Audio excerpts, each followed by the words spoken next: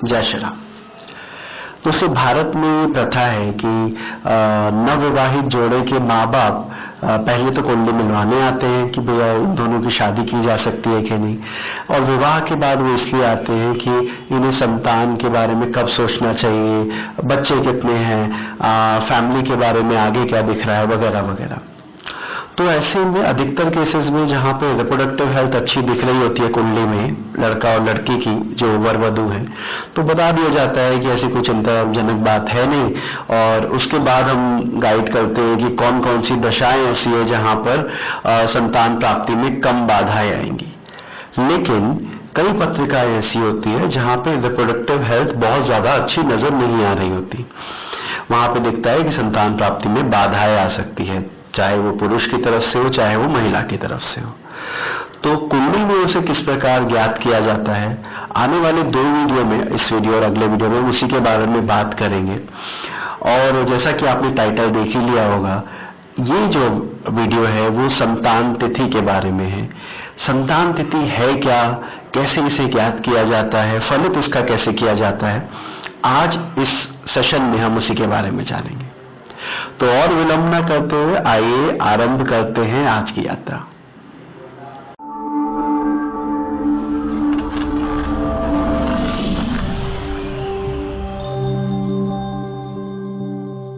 संतान तिथि के बारे में बात करने से पहले कुछ बेसिक चीजें हमें समझ लेनी चाहिए कि अगर पत्रिका हमारे पास आती है और कोई व्यक्ति पूछता है कि संतान होगी कि नहीं, अगर होगी तो कैसी होगी, वगैरह वगैरह, तो हमारा सबसे पहले ध्यान जाना चाहिए पंचम भाव पर, और मुझे लगता है उसमें किसी को कोई शंका नहीं होनी चाहिए। अच्छा, पंचम भाव के अलावा पंचम के स्वामी पर, कारक गुरु पर, चंद्रमा से पंचम भाव पर और गुरु से पंचम भाव पर, ये वो चीजें हैं जो बर्थ चार्ट में इंपॉर्टेंट है जब कभी भी किसी की प्रोजेनी के बारे में सोचना हो।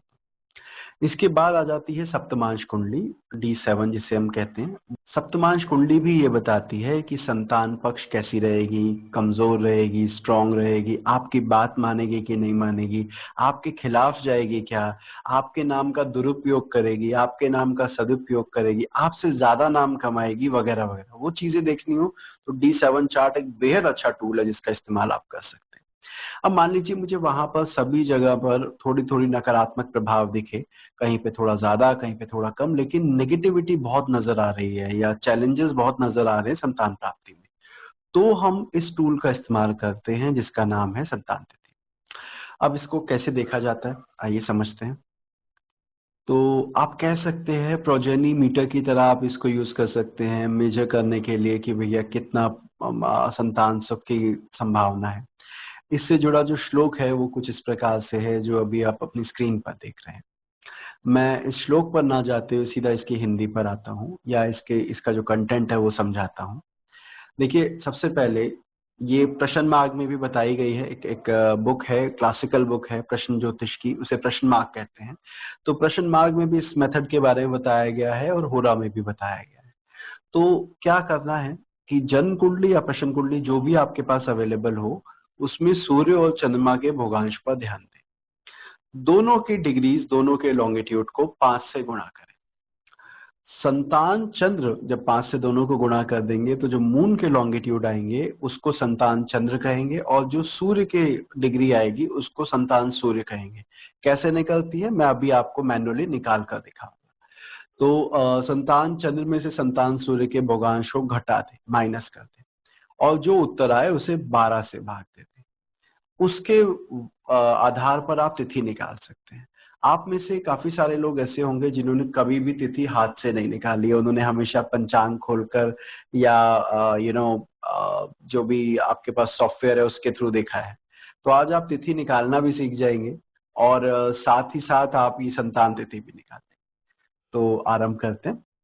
यही चीज हमारे जो इंग्लिश स्टूडेंट है उनके लिए, note down the longitude of sun and moon of natal और प्रश्न chart, multiply 5 into both the numbers, deduct santan sun longitude from santan moon's longitude and divided by 12, quotient will represent the संतान तिथि। अब एक काम करते हैं, आज ही की कुंडली लेते हैं और देखते हैं इसको कैसे निकालना है। तो ये अभी की कुंडली है, कन्या लगन की पत्रिका है, और लग्न में चंद्रमा विराजित है 22 डिग्री 37 मिनट का। बाकी सब ग्रहों की पोजीशन आप देख ही पा रहे हैं। और सूर्य देख लीजिए कहां पर बैठा है, सूर्य मेष राशि में 21 डिग्री 17 मिनट का। इसका मतलब ये हुआ कि सूर्य अभी मेष में चल रहा है, राइट। और कोई भी राशि उसने अभी तक पूरी नहीं की है। पूरी करने का मतलब क्या है कि जितनी साइन वो क्रॉस करता है उतनी साइन वो कंप्लीट कर चुका है। तो क्योंकि वो अभी मेष में ही चल रहा है, इसलिए मैंने यहाँ पर 0 साइन और 21 डिग्री 17 मिनट लिखा। उसी प्रकार जब मैं चंद्रमा को देखता हूं तो चंद्रमा 5 राशि पूरी कर चुका है, छठी में वो चल रहा है और छठी राशि में 22 डिग्री 37 मिनट का है। तो जब मैं इसे नोट डाउन करूंगा तो मैं ऐसे लिखूंगा कि 5 साइन कंप्लीट हो गए हैं, उसके बाद 22 डिग्री और 37 मिनट चल चुका है। तो ये दोनों चीजें हमें चाहिए। अब इसको इस्तेमाल कैसे करते हैं वो मैं बताता हूँ। तो हमने यहाँ पर सूर्य के भोगांश लिख लिए और जैसा कि बताया गया था इसमें 5 गुणा करना है, तो मैंने 5 से इसको मल्टीप्लाई किया। अगर मैं 17 को 5 से करता हूं तो मेरे पास 85 आ जाता है। 5 को अगर मैं 21 से करूंगा तो मेरे पास आएगा 105। और अगर 0 को मैं 5 से करूंगा तो इट विल रिमेन 0, राइट। तो हमने 5 से सबको गुणा कर दिया। अब हमें ये पता होना चाहिए कि 60 मिनट का 1 डिग्री होती है और हमारे पास तो यहाँ 85 है। तो 85 में से 60 तो हम आगे कैरी कर देंगे और 25 यहाँ लिख देंगे। तो जब मैं 60 आगे लेके जाऊंगा तो यहां पर आने पर वो 1 डिग्री बन जाएगा और ये 105 बन जाएगा 106। और 25 ऐसे ही रहा और ये 0 रहा। अब हमें ये भी पता होना चाहिए 106 डिग्री में 30 डिग्री की एक राशि होती है और हमारे पास 106 डिग्री है।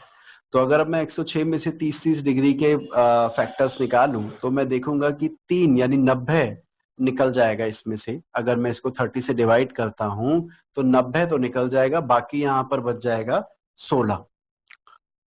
तो मैंने क्या लिखा, 3 sin 16 डिग्री 25 मिनट। अब ये क्या है, ये वो सूर्य का भोगांश है जो सूर्य को 5 से गुणा करने पर आया। मैं एक बार दोबारा से समझाता हूं। जो भी आपके सूर्य की डिग्री है उसको आपने 5 से गुणा करना है। 5 से गुणा करने के बाद इस तरह का कोई नंबर आएगा। अगर मिनट वाला नंबर 60 से बड़ा हो तो 60 को आगे बढ़ाकर कैरी कर दीजिएगा, क्योंकि 60 मिनट की 1 डिग्री होती है, और बाकी बचा हुआ नीचे लिख दीजिएगा। और अगर ये नंबर 30 से बड़ा हो, जैसा कि हमारे पास ये 106 आया, तो जितने 30 के मल्टीपल इसमें से निकल सकते हैं वो निकाल दीजिएगा। 30, 60, 90 निकल सकता है। 90 के बाद आएगा 120, वो 106 से बड़ा हो जाएगा। इसलिए 90 यानी कि 3 राशियां मैंने उसमें से निकाल दी। तो इस तरह मेरे पास ये संतान सूर्य आ गया। इसे हम कहेंगे संतान सूर्य। अच्छा, कुछ बुक्स में, कुछ क्लासिकल बुक में बताया गया है कि सूर्य की जगह लगन को ले लेना चाहिए।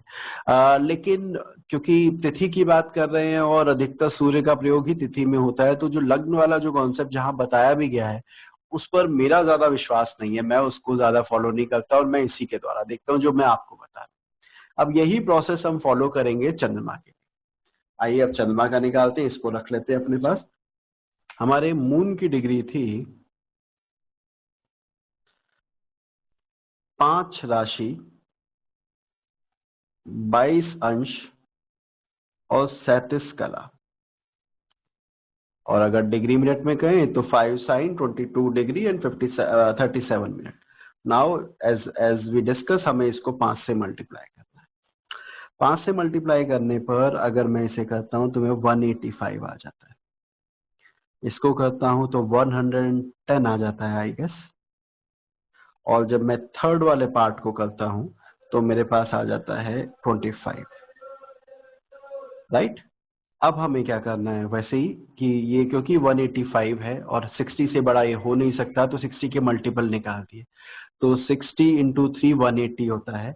यहां पर 5 रह गया और 180 के लिए 3 यहां पर कैरी हो गए, तो ये 113 बन गया। 25 को वैसे का वैसे ही लिखा। मेरी बात समझ में आ रही है। 185 में कितने 60 आप निकाल पाएंगे? 60, 120, 180, यानी 3 60 आप निकाल देंगे और वो 360 डिग्री में बनकर इससे 3 ऐड हो गया। उसी तरह से अब 25 इधर आ गया, 113 इधर आ गया। अब हमें पता है 113 नहीं हो सकता हमारा आंसर, क्योंकि 30 से बड़ा होता नहीं है साइन। तो हमने 30 के मल्टीपल निकालने हैं, 30, 60, 90, 120 उससे बड़ा हो जाता है तो 90, 90 तक किया। अब अगर मैं 90 इसमें से निकाल देता हूं, यानी 3 राशि निकाल देता हूं, तो वो 3 इधर आके 28 हो जाएंगे और 23 यहां पर बच जाएगा और 5 यहां पर वैसे का वैसे ही जैसे पहले था। अब हमें यह भी पता है कि 28 राशियां नहीं होती, राशि तो हमारे पास 12 ही है। अब अगर 28 आ जाए तो 12 जितने निकाल सकते हो उसमें से निकाल दीजिए। जब भी उत्तर 12 से बड़ा है तो जितने 12 घटाए जा सकते हैं उसमें से घटा लीजिए। तो 12 घटा दिया, 24 घटा दिया। अब 24 से बड़ा 36 होता है। अगर मैं 12 के मल्टीपल देखूं तो 36 तो माइनस हो नहीं सकता, तो 24 मैंने इसमें से घटा दिया। जब मैंने 24 घटाए तो मेरे पास आया 4 sin 23 डिग्री 5 मिनट। ये मेरे संतान चंद्रमा हो गया। इसको कहा गया है संतान चंद्र। तो अब हमने संतान सूर्य भी निकाल लिया और संतान चंद्र भी निकाल लिया। अब आगे देखते हैं इसको कैसे इस्तेमाल करना है। अब हमने क्या किया, संतान चंद्र की जो डिग्री थी वो लिखी, संतान सूर्य की जो डिग्री थी वो लिखी और उसको घटा दिया। अब 5 में से 25 जा नहीं सकता, तो यहां से 60 लिया तो 65 में से 25 गया और मेरे पास 40 बच गया।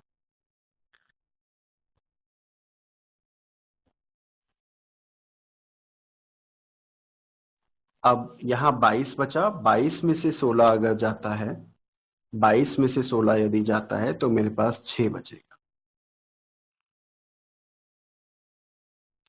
और क्योंकि यहां पर हमारे पास 4 में से 3 जा रहा है तो हम यहां पर 1 लिखते हैं।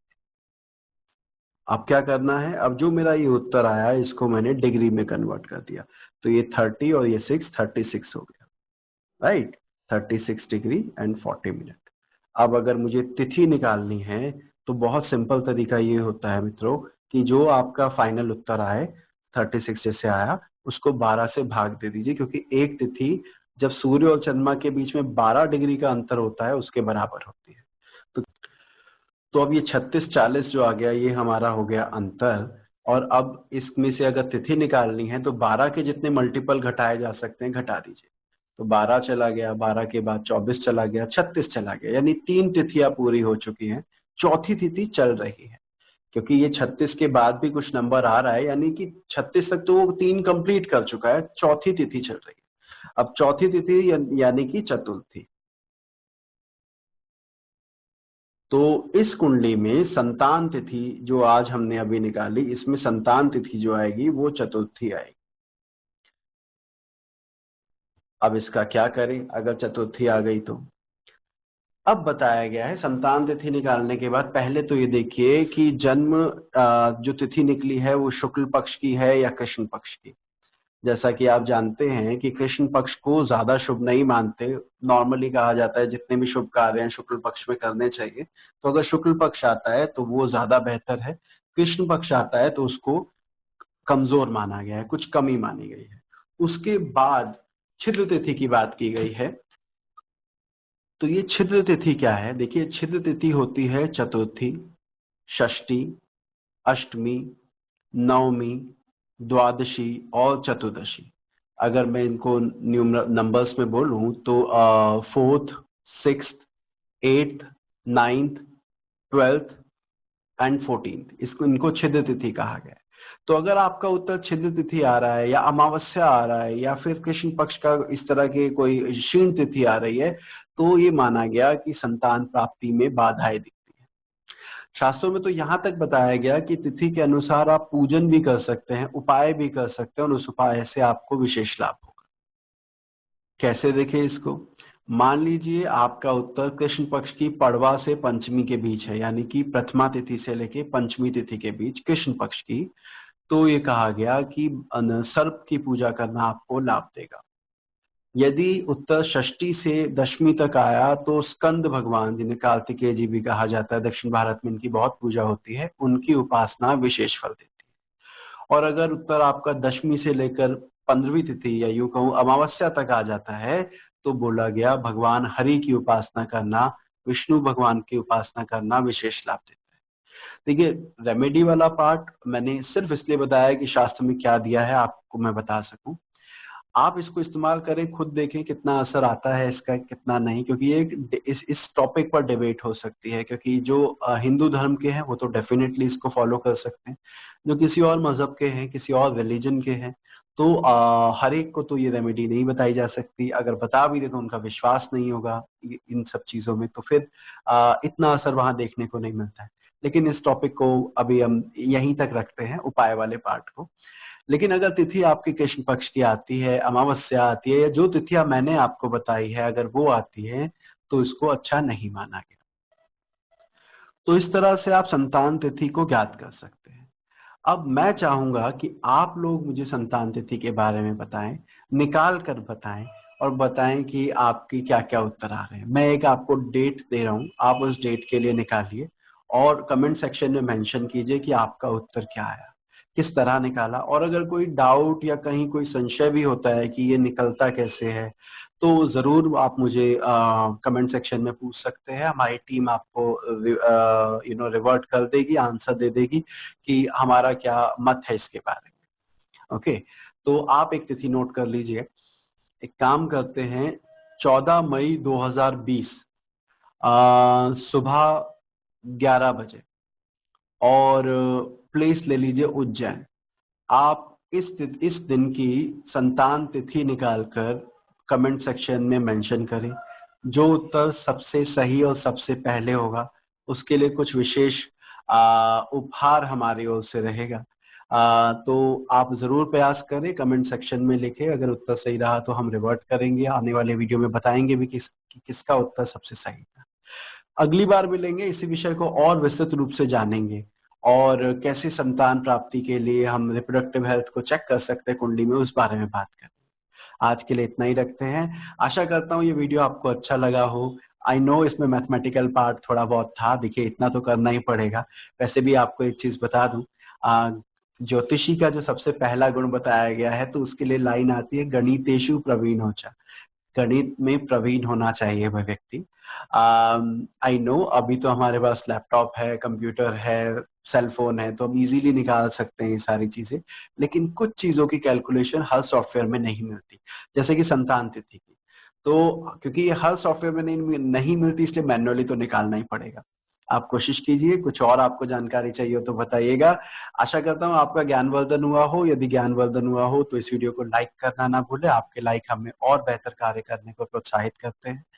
जिन लोगों ने चैनल सब्सक्राइब कर दिया है लेकिन फिर भी वो कमेंट करते हैं कि लाइव आने की नोटिफिकेशन नहीं मिली, या आपके वीडियो की नोटिफिकेशन कई बार मिस हो जाती है, तो आप बेल आइकन का साइन ध्यान से देखिएगा। उसमें 3 तरह के साइन होते हैं, एक ऑल नोटिफिकेशन का, और एक नो नोटिफिकेशन का, और एक और ऑप्शन होता है। तो आप ऑल नोटिफिकेशन वाले को क्लिक कीजिएगा, उससे दिक्कत नहीं है।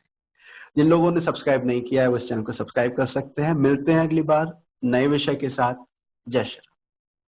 फलित में भाव चलित का क्या रोल है, यदि इस बारे में जानकारी चाहते हैं तो नीचे दिए गए इस वीडियो पर क्लिक करें, और हमारे लेटेस्ट वीडियो के लिए आप ऊपर दी गई वीडियो पर क्लिक कर सकते हैं।